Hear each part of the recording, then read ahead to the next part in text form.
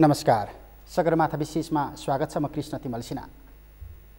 आज हामी पुष 27 को पूर्व सन्ध्यामा हामीले इतिहासमा परेको राष्ट्र निर्माता पृथ्वीनारायण शाहको जन्म जयन्तीको पूर्व सन्ध्यामा पृथ्वीनारायण शाहको नेपाल राज्य एकीकरण, नेपालको राष्ट्रियता संरक्षण, नेपालको भूगोल संरक्षण गर्ने सन्दर्भमा र नेपाललाई एकताको सूत्रमा बाँध्ने सन्दर्भमा पृथ्वीनारायण शाहले निर्वाह गरेको तत्कालीन परिस्थितिको भूमिका केन्द्रित संवादमा जोडिन खोजिराखेका छौँ। इतिहासकार हुनुहुन्छ पृथ्वीनारायण शाहका विचार अभियन्ता दिनेश राजपन्त हामीसँग।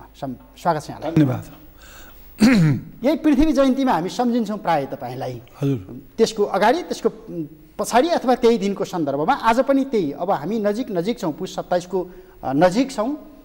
पुष 27लाई सार्वजनिक विदाको रूपमा, राष्ट्रिय उत्सवका रूपमा, एकता दिवसका रूपमा मनाउनुपर्छ भनेर आवाज उठाउँदै गर्दा 74 सालमा सरकारले एकचोटि झट्ट सुनेको थियो। फेरि सुन्न छोड्यो सरकारले। 10 वर्ष 12 वर्षदेखि हामीले यो दिवस मनाइराखेका छैनौँ। तैपनि अहिले पछिल्लो समयमा पर्व विधाहरू पुनरावलोकन भए, तर पृथ्वीनारायण शाह अटाएनन्।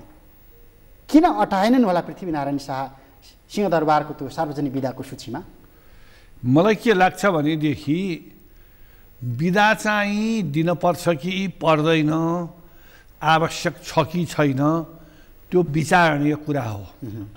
मलाई चाहिँ नि मैले अखबार पढ्ने हुनाले स्पष्ट त म भन्न सक्दिनँ। मैले अखबारमा के पढेँ भने एकातिर सरकारले पुनरावलोकन गर्न, अहिले धेरैले पुनरावलोकन भन्छन्, त्यो अशुद्ध रूप हो। पुनरावलोकन गर्न चाहिँ कमिटी बनायो भन्ने खबर पनि आयो र केही विधाहरू, केही जातिका अरू चाडपर्वका केही विधाहरू चाहिँ दिने कुराको पनि निर्णय भएको छ भन्नेमा पृथ्वी जयन्तीको चर्चा चाहिँ त्यहाँ आएन। वास्तवमा भन्नुहुन्छ भने जुन किसिमले विदा दिँदै गइएको छ, जुन किसिमको आर्थिक स्थिति भएको हाम्रो देश हो, म चाहिँ ती विधाहरू कटौती गर्दा एउटा सामान्य नेपाली नागरिकको दृष्टिकोणले म बेखुसी थिइनँ, म खुसी थिएँ। वास्तवमा विधा भनेको के गर्नुपर्छ भने कसैलाई परेको खण्डमा उनले सुविधाको रूपमा प्रयोग गर्न पाउने गरेर हुनुपर्छ। कतिमा त के भने कुनै समूहलाई त्यो विधाले काम गर्ला, कसैलाई नगर्ला। र पृथ्वीनारायण शाहको बारेमा भन्दाखेरि अरू विधा दिइसकेपछि पृथ्वीनारायण शाहको विधा नअटाउनु चाहिँ कुनै त्यति ठिक कुरा होइन।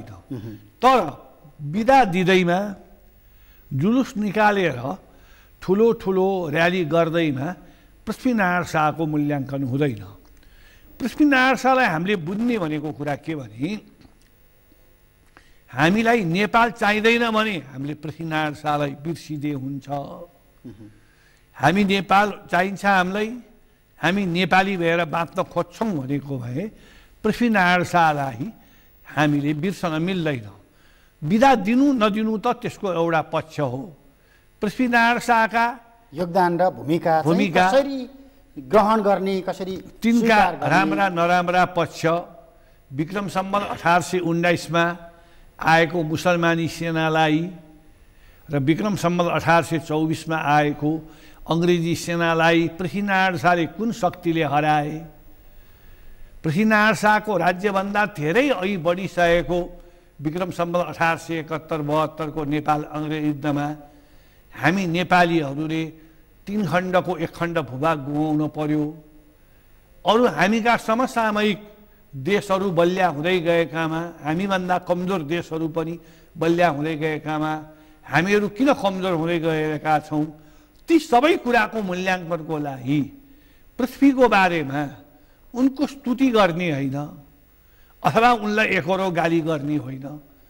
सठिक कुरा के कुरा गर्दा हामी चाहिँ त्यो बेलामा सफल भयौँ, के कुरा हाम्रो कमी भएर सफल भएनौँ भन्ने कुराको मूल्याङ्कन गर्दै हामीले आफ्नो अध्ययन अनुसन्धान बढाउन सक्यौँ भने पृथ्वीनारायण प्रति सच्चा श्रद्धाञ्जली हुन्छ र पृथ्वीनारायण शाहको पालामा भन्दा पनि स्वाभिमानी नेपाली भएर भोलिका दिनमा हामी आजका दिनमा पनि बाँच्न सक्ने वातावरण बढी बन्छ जस्तो मलाई लाग्छ। यो पृथ्वीनारायण शाहको योगदान, भूमिका, बलिदानीका सन्दर्भमा बहस गर्दै गर्दा हामी कुन राजनीतिक परिस्थिति पछि चाहिँ विचलित भयौँ? राज्य कुन राजनीतिक परिस्थिति पछि? मुख्य कुरा के भने हामीले यहाँनिर के बिर्सिनु हुँदैन भने पृथ्वीनारायण शाहका सन्तानले पनि पृथ्वीनारायण शाहको महत्त्व बुझेका थिएनन्।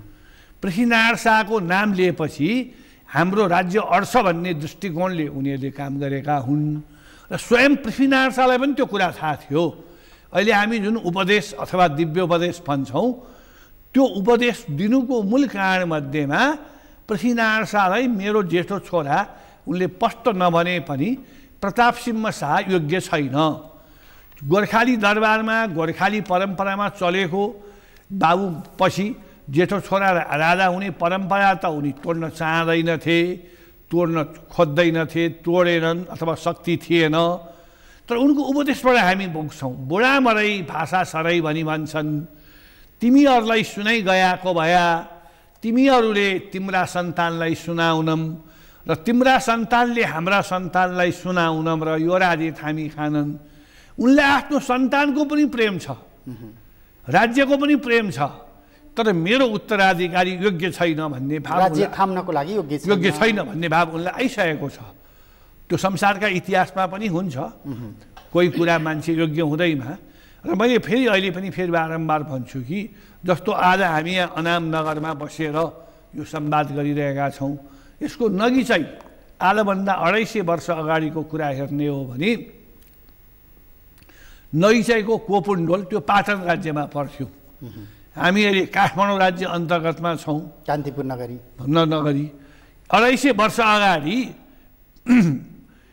पाटनको कोपुण्डोलको ऐश्वर्य भोग गर्ने मान्छेले थापाथलीको ऐश्वर्य भोग गर्न पाउँथेन। अहिले त जुनै रूपको भए पनि पूर्व मेचीदेखि पश्चिम महाकालीसम्मको ऐश्वर्य भोग गर्ने स्थिति त पृथ्वीनारायण शाहले ल्याइदिएका हुन् नि। हुन्थ्यो होला पृथ्वीनारायण शाहको ठाउँमा अर्कोले गरिदिएको भए उनलाई हामी मान्थ्यौँ। त्यसले जेसुकै व्यवस्था आओस्, जेसुकै आओस्, त्यो देशका परिस्थितिमा अरू कुरामा ती अर्का कुरा भए, तर पृथ्वीनारायण शाह चाहिँ भएको होइन।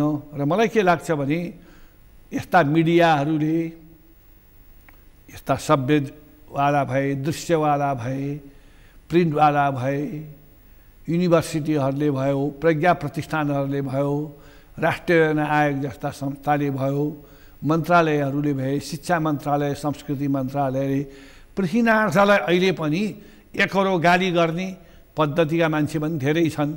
पृथ्वीनारायण शाहले हाम्रो राज्य हर्दियो। त्यो प्रश्नमा जोड्न खोजिराखेका थिएँ। त्यसो हो भने पृथ्वीनारायण शाहले पूर्व मेचीदेखि पश्चिम महाकालीसम्मको राज्यको त्यो भोग गर्नको लागि एउटा उपयुक्त भूगोल निर्माण गरिदिए, त्यो मैदान बनाएर छोडेर गए। तर त्यही भूगोलभित्र हटाएका केही निश्चित वर्ग, क्षेत्र, भूगोलका सम्प्रदायका विशेष मानिसहरू भनिराखेका छन् पृथ्वीनारायण शाहले हाम्रो भाग खोसेर खाइदिए, अब हाम्रो राज्य हनन गरिदिए, विलय गराइदिए। एउटा कुरा जस्तो अहिले तराईतिर स्वतन्त्र राज्य थियो लिए भन्ने भनेर कतिले उठाइरहेका छन्।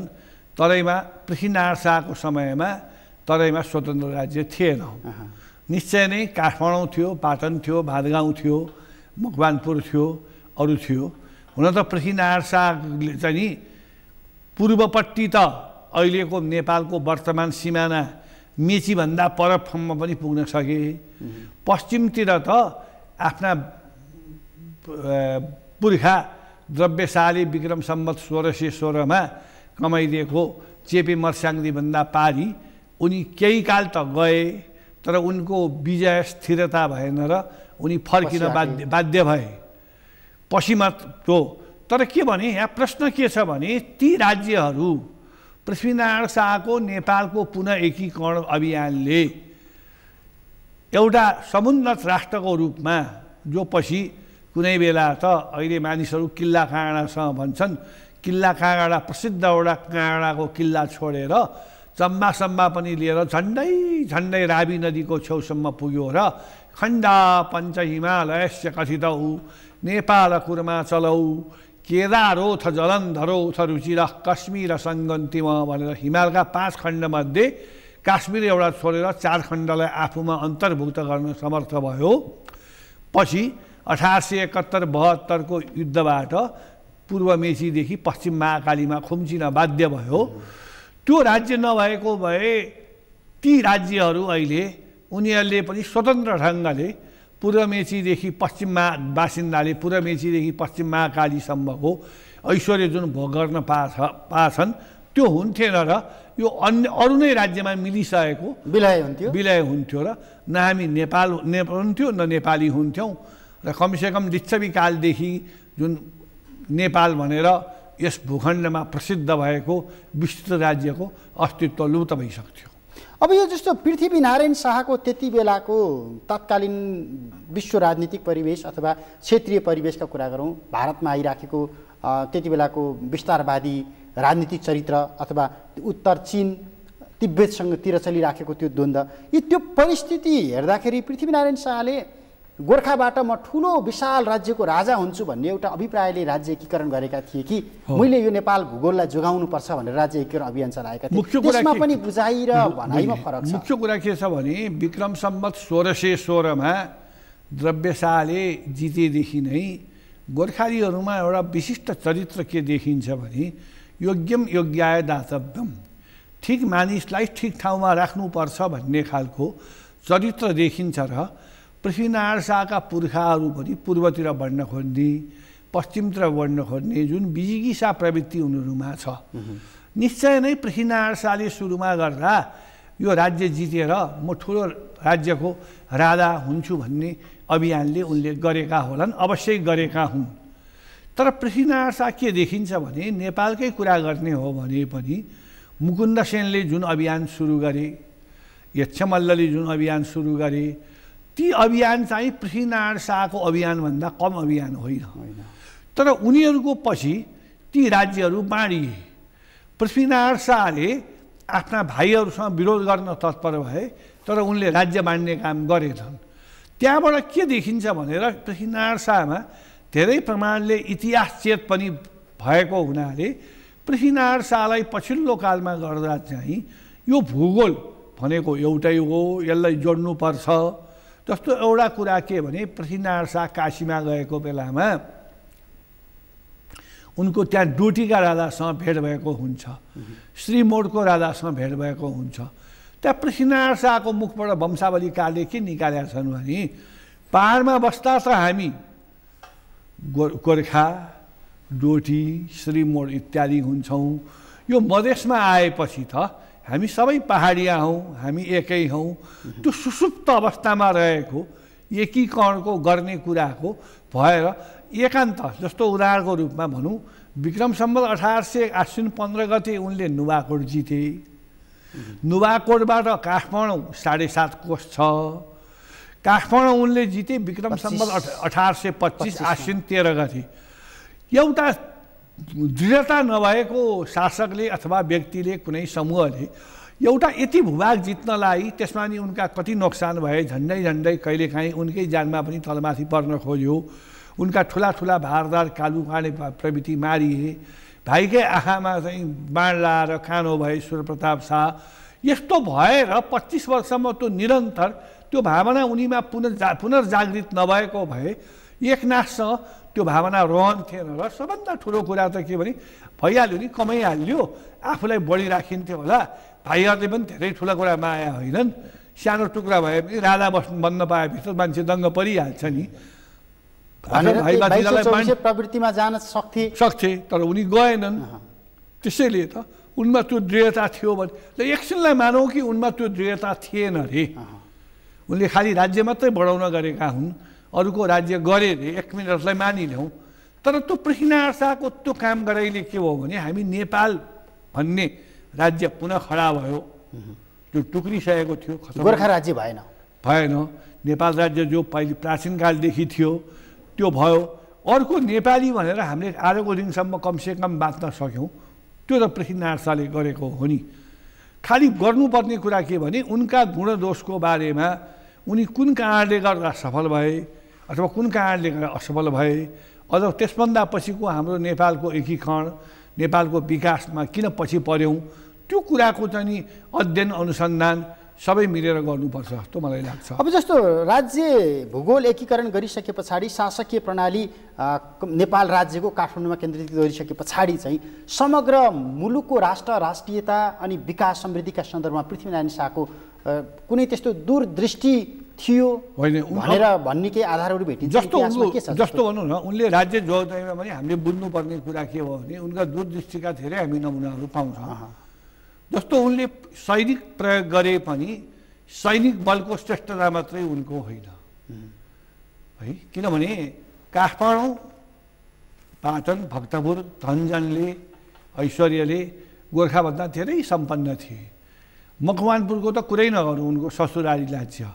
त्यसले त उनले त के भने उनले त उनको शासनले उनले जाँदा जिते गरे, त्यहाँका प्रजावर्गले पनि पहिलेका शासकहरूले, पहिलेका राजा महाराजाले भन्दा पनि पृथ्वीनारायण शाह उनले यहाँ काठमाडौँ गरे। काठमाडौँको उनले चाहिँ कुमारीको पूजाको स्थिति त निरन्तरता दिए। उनी आफै भन्छन् आफ्ना अनाज जातका कर्म गर्नु बन्देज गर्ला, पूर्वका गरे, पश्चिमका गरे। उनले आफ्ना आफ्ना कुराहरू जोगाएर गर्ने पद्धति, किनभने त्यो शासन गर्ने, दृढता गर्ने, एकीकरण गर्ने शासकले त्यो गर्छ।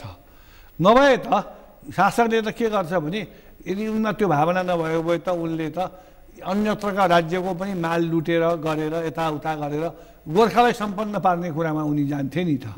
गोर्खा त वास्तवमा भन्ने हो भने पृथ्वीनारायण शाहका बाउ नरबहादुर हुन्जेलसम्म सानो टाकुरे राज्य भए पनि को पनि राजधानी थियो। यो त टुरो हुँदै गयो नि।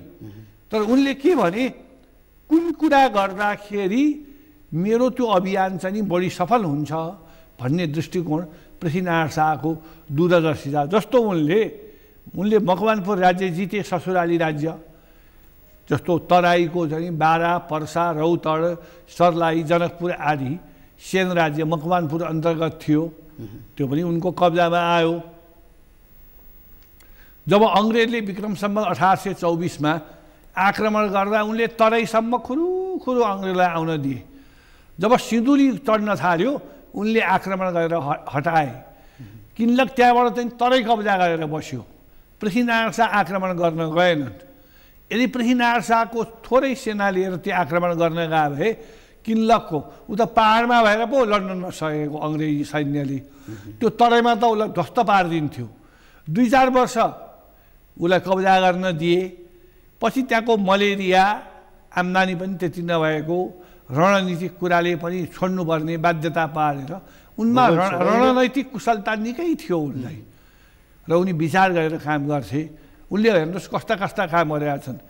अब अहिले पनि होला, अहिलेभन्दा कति वर्ष अगाडिसम्मको म भन्न सक्छु भने 25-30 वर्ष अगाडिसम्म काठमाडौँका अन्तिम मल्ल राजा जयप्रकाश मल्लको श्राद्धको लागि कौशी तोसाबाट पैसा दिन्थ्यो। त्यो पृथ्वीनारायण शाहले चलाएको। बरु पृथ्वीनारायण शाहको श्राद्ध हुँदैन थियो होला भन्छु है म। मेरो विचारले हुँदैन थियो होला, पक्का भन्न सक्दिनँ। नभए एउटा शासक, शत्रु राज्यको शासक जसलाई उनले खतम गद्दीच्युत गरेर लखटेको शासक फेरि गोली लगाएर मरिसकेको शासक किन गर्नु पर्थ्यो? त्यो त उनले जनतालाई रिझाउन, जनतालाई गर्न उनले गरेको हो नि त। तर यही कान्तिपुर राज्य, काठमाडौँ राज्य हमला गर्दै गर्दाखेरि 3 पटकसम्म प्रवेशद्वारका रूपमा प्रयोग भएको त्यो कीर्तिपुर चाहिँ पृथ्वीनारायण शाहप्रति त्यति सकारात्मक छैन, अथवा के भन्छ इतिहासले? होइन, वास्तवमा के भने पृथ्वीनारायण शाहले दुईटा कुरा छ। अहिले मान्छे के भन्छन् भने एक थरी मान्छे पृथ्वीनारायण शाहले त्यहाँको नाक कान सबै काटेर फालिदिए, सत्रधार्नी भयो जोग्दा भनेर भन्छन्। कोही चाहिँ पृथ्वीनारायण शाहले काटेको हुँदै होइन भन्छन्। त्यो दुईटै कुरा अतिरञ्जित हो।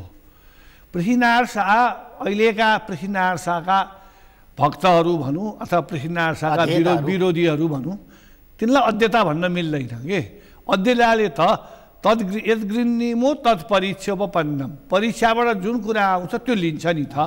भक्त र द्वेषी भन्न मिल्छ। पृथ्वीनारायण शाहले के भने उनको पहिलो लडाइँमा उनका जानी कालुपाँडे प्रवृत्ति भारदारहरू मारिए। उनको पनि झन्डै ज्यानमा संशय पर्यो। दोस्रोमा उनका भाइ सूर्यप्रतापको आँखामा काँड लाग्यो। उनका अर्का भाइ दलजी शाहको पसलतिरको खगाली हाट चाहिँ चकनाचुर भयो तरबारले लाएर। र अन्तिममा बल्ल बल्ल विक्रम सम्वत 1822 चैत्र 3 गते उनले जिते। जित्दा उनले त्यो नगरेको भए अझ राम्रो हुन्थ्यो। उनले केही मानिसको नाक कान काटे, तर उनले त्यो कुरा लुकाएका छैनन्। विक्रम सम्वत 1822 चैत्र 3 गते त्यो जितियो। पछि मेरै अनुसन्धानले मैले महामण्डलदेखि काँडासम्म भन्ने किताबमा छापेका छु, विक्रम सम्वत 1822 चैत्र 27 गते उनले काटेका रहेछन्। र उनका चाहिँ दरबारिया कवि ललिता वल्लभले विक्रम सम्वत 1827 मा के लेखेका छन् भने कृत्वा कांच विरूपिणः कुपुरुषान् कीर्ति स्वरूपम दिश प्रच्छिद्य नासादिकम। लुगाका थिएनन्। वो नकाटेको भए राम्रो हुन्थ्यो, तर हामी समसामयिक इतिहास हेरौँ, त्यसभन्दा अहिलेका इतिहास पनि हेरौँ, पछिका इतिहास पनि हेरौँ, हाम्रै देशका इतिहासहरू हेर्दै जाउँ, ती सबै कुराहरू हेर्दै जाउँ।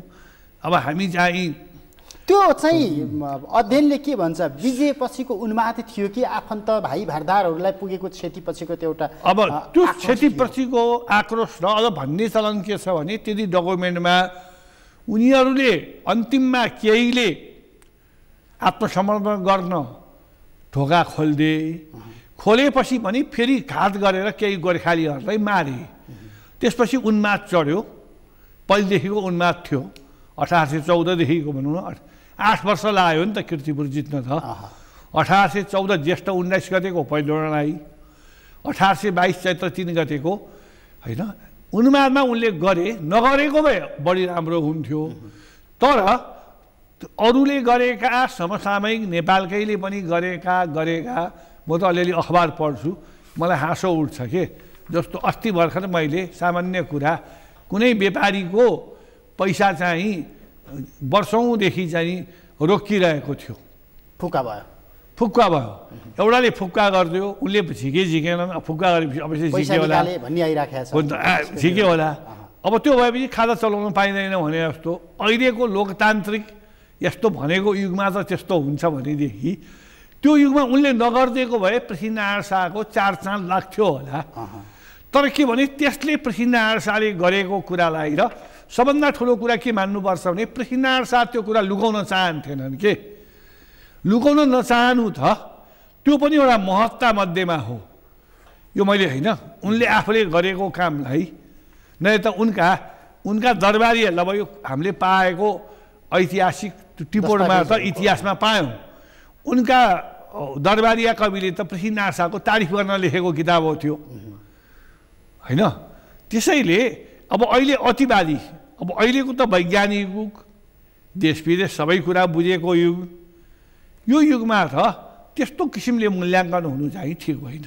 अर्को चाहिँ अब यो हामीले विशेष गरी पृथ्वीनारायण शाहका सन्दर्भमा अथवा समग्र नेपाल राज्य, नेपाल भूगोलका सन्दर्भमा राष्ट्रियताको कुरा चाहिँ धेरै गऱ्यौँ। विशेष गरी 52 साल पछाडिको सशस्त्र युद्ध अथवा महान जनयुद्ध जीवन राष्ट्रियताको कुरा चाहिँ धेरै गरौँ। तर हामीले जसको बहस गरिराखेका छौँ, तर त्यही राष्ट्रियताको अभियान सँगसँगै यी पात्रको प्रवृत्तिको चाहिँ अपव्याख्या बढी गऱ्यौँ। किन होला यस्तो हो? एउटा त के हामीले बुझाउन सकेनौँ इतिहास। यसो नि, एउटा त पृथ्वीनारायण शाहका सन्तानहरूको हातबाट शासन लिएको हुनाले त्यो स्वाभाविक कुरा हो कि मानिसलाई।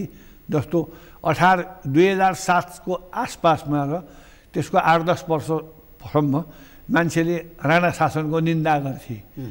पछि त्यो मान्छेले बिर्सिँदै जान्छ, ओहो त्यो शासन त राम्रो थियो भनेर भन्छ। एउटा त्यो भयो। एउटा अर्को चाहिँ यो अविकसित मुलुकको एउटा कुरा पनि हो के। जस्तो युरोप अमेरिकामा पुरानो इतिहासलाई तोड्नुपर्छ, गर्नुपर्छ भन्ने खालका कुराहरू खास आउँदैनन् नि, जोगाएर राख्नुपर्छ भन्ने। किनभने त्यसको अर्थ ती शासक आउनुपर्छ भन्ने पनि होइन, त्यो वंश आउनुपर्छ भन्ने पनि होइन। किन यो त नदी बहेको जस्तै शासन परिवर्तन हुनु, अर्को शासन आउनु भनेको त त्यो कुनै फरक कुरा होइन। शासन व्यवस्थाहरू परिवर्तन भइरहन्छ।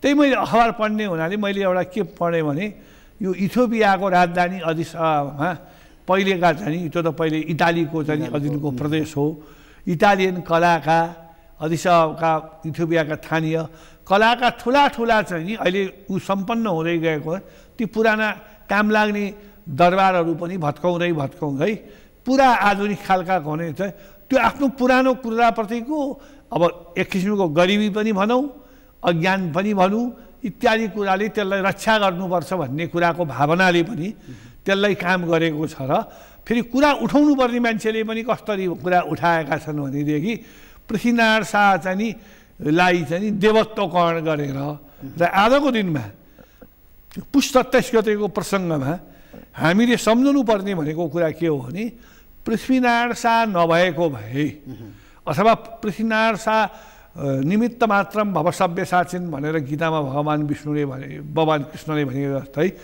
त्यो नभएको भए आज हामी नेपाली हुन्थेनौँ र हामीले कुन कुराको शक्तिले हामीले विक्रम सम्वत 1824 अङ्ग्रेजलाई हराउन सक्यौँ र 1871-72 हामी कमजोर हुनु पर्यो। यो मूल्याङ्कन गर्ने अध्ययन अनुसन्धान यो एक दिन मात्रै गर्ने कुरा होइन कि यो वर्षैभरि चलिरहनु पर्ने गरिरहनु पर्ने खालको चाहिँ नि अभियानपट्टि चाहिँ बढी जानु। अब जस्तो लगभग समय सकिएको छ, हामीले 62-63 को जनआन्दोलनको मुखसम्म पृथ्वी जयन्ती भव्यताका साथ मनायौँ, राष्ट्रिय एकता दिवसकै रूपमा मनायौँ। गएको वर्षका चित्रहरू केही फेरिएका छन्, सिंहदरबार अघिल्तिरका गएको वर्षको पृथ्वी जयन्तीका दिनका चित्र सम्झिनु हो भने केही फेरिएका छन्। स्वाभाविक रूपमा यहाँले भने जस्तै बिस्तारै मान्छेले ओहो फलानु कालखण्डमा राम्रो काम भएको रहेछ भने त्यो अनुभूति त भइराखेको छ। तर यो बिचमा 74 सालको पुष 24 गते सायद गृह मन्त्रालयले वार्षिक बिदाको तिथिमा पृथ्वी जयन्तीको दिनलाई सार्वजनिक बिदाको रूपमा राखेको थियो। 10 वर्षपछि खोला फर्कियो भनेर एक खालको त्यति बेला बहस पनि भयो। तर त्यहाँबाट फेरि गृह मन्त्रालय पछाडि हट्यो, दबाब पर्यो पृथ्वीनारायण शाहलाई दिनु हुँदैन, बिदा दिनु हुँदैन त्यो दिन भनेर। यो फेरि पनि अन्त्यमा बिदामै आएर कुरा टुङ्ग्यौँ। हामी यो बिदा दिने कि नदिने भन्ने प्रश्नमा यति धेरै सङ्कीर्ण अथवा यति धेरै बहस किन गरिरहेको होइन? त्यही त मैले भने नि त, पृथ्वीनारायण शाहको जुन बेलामा बिदा दिइन्थ्यो, भव्यतासँग मनाइन्थ्यो, त्यो पनि पृथ्वीनारायण शाहले नेपालको एकीकरण गरेर नेपाल बन्यो भन्नेतिर जानुभन्दा पृथ्वीनारायण शाहका सन्तानको हातमा शासन छ। त्यो कुनै बेला पुरातत्व विभागले बनायो, कुनै बेला नागरिक तहबाट बनाइयो, कुनै बेला गाउँफर्कले बनायो। यो गर्दा गर्दा के भने तात्कालिक शासकको चाकडी गर्ने एउटा टुल मध्येमा माध्यम मध्येमा भएर चाहिँ मनाइयो। जसले यो बिदा काटे जल्दी दिन हुन्न, ए तेरो सन्तानलाई त खतम पार्यो भने तँलाई दिन्छौँ। इतिहास नपढेको, आफू कुन भूमिमा छु, छिन्ने मूले नैव शाखा न पत्रम भन्छ, त्यो नबुझिएको भएर उनले बिदा काट्दिया हो। त्यसपछि मान्छेले बिस्तारै बिस्तारै बुझ्दै आए, ओहो पृथ्वीनारायण शाहले त यस्तो गरेका रहेछन्। अनि दुलामा पसेका मान्छेहरू पनि पृथ्वीनारायण शाहको बारेमा भन्न सक्ने भए। तर म के भन्छु भनेदेखि अब त्यो फेरि दिइसकेपछि पनि त्यस्ता मान्छेहरूले खुलेर आउन, यो पृथ्वीनारायण शाहको त त्यस्तो जाने विषय नै होइन हो। जसरी बिदाहरू धेरै बिदाहरू दिइरहेको छ त्यो परिप्रेक्ष्यमा पृथ्वी जयन्तीमा बिदा दिनुपर्ने भन्ने त कुरै होइन। तर पृथ्वी जयन्तीमा बिदा दिँदैमा पृथ्वीनारायण शाहको मूल्याङ्कन भयो, महान हुने नदिँदैमा हुने होइन। हामीले त समग्र के भने हामीले त पृथ्वीनारायण शाहको पालाको जस्तै उन्नति गर्न पृथ्वीनारायण शाहको एउटा विक्रम सम्वत 1816 को पत्र छ। उनले के लेखेका छन् भनेदेखि हामीले चाहिँ यति गते चाहिँ शिवपुरीमा आफ्नो भारदारलाई आक्रमण गर्ने निधो गरेका छौँ। 2 दिन अगाडि आयो भने हल्ला हुन्छ, त्यो 1 दिन अगाडि आएन भने चाहिँ काम बन्दैन भने जस्तो गरेकोमा त हामीले सबै बिदाहरूलाई चाहिँ पुनरीक्षण गर्ने, पुनरावलोकन गर्नुपर्नेमा पृथ्वीनारायण शाहको गरेर पनि बिदा पर्छ भने कुनै ठुलो कुरा भएन, गुनासो गर्ने विषय भएन। एउटा दिव्य उपदेशबाट बिट मारौँ। हजुर, पृथ्वीनारायण शाह एउटा दिव्य उपदेश होइन जस्तो पृथ्वीनारायण शाहको जस्तो उनले चाहिँ के गर्छन् भनेदेखि चाहिँ तिमीहरूले चाहिँ बाहिर ल्याएर मोजमजा नगर्नु, किनभने धन पनि जान्छ आफ्नो पनि गर्छ। यदि नाच हेर्न पर्यो भनेदेखि 3 सहरका नेवारहरूको नाच हेऱ्यो भने आफ्नो दौलत पनि रहन्छ। उनको कस्तो राष्ट्रिय भावना। उनी विक्रम सम्वत 1826 मार्ग 1 गते भक्तपुर पूर्ण रूपले जिते। 1831 उनले दिए। अहिले पनि हामी यो जात जाति यताउता भनेर हामी चाहिँ सङ्कीर्ण कुरा गर्छौँ, त्यो सङ्कीर्णता छैन, थिएन। हुन्छ, समय अनि संवादका लागि धन्यवाद। र मलाई पनि पृथ्वीनारायण शाहको बारेमा यो पुष 27 गतेको पूर्व सन्ध्या आज 25 गतेमा केही भन्ने मौका दिनुभएकोमा कृष्णज्यूलाई र नेपाल सगरमाथा टेलिभिजनलाई धन्यवाद। हजुर, दर्शकबिन सगरमाथा विशेषको आजको समय सक्यो। आज हामीले पुस 27 को पूर्व सन्ध्या, यसपटकको पुस 27 गते 297औं पृथ्वी जयन्ती मनाइँदैछ। पृथ्वी जयन्ती राष्ट्रिय उत्सवका रूपमा मनाउने अथवा पृथ्वीनारायण शाहको योगदानलाई सम्झेर मनाउने त्यो राज्यले गर्ने भूमिका, नागरिक समाजबाट गर्ने भूमिका, हुने भूमिका अनि नेपालका इतिहास अध्येताहरूले निर्वाह गर्ने भूमिका फरक फरक छन्। किनकि हामीले 62-63 को जनआन्दोलन पछाडि पृथ्वी जयन्तीलाई जुन रूपमा मनाउँदै आएका थियौँ त्यसमा पूर्णविराम लगाएका छौँ र बिस्तारै त्यो निषेधपूर्ण व्यवहारमा केही न केही परिवर्तन भइराखेको सन्दर्भमा यसपटकको पृथ्वी जयन्तीको पूर्व सन्ध्यामा पृथ्वीनारायण शाहलाई सम्झिने प्रयास गऱ्यौँ। इतिहासकार पृथ्वीनारायण शाहको अभियानको लामो समयदेखि अध्ययन गर्दै आउनुभएका दिनेश राज पन्त हामीसँग हुनुहुन्थ्यो। समय अनि संवादका लागि म दिनेश राज पन्तलाई फेरि पनि धन्यवाद दिन्छु। नेपालको पहिलो न्युज च्यानल सगरमाथा टेलिभिजन हेर्दै गर्नुहोला। नमस्ते।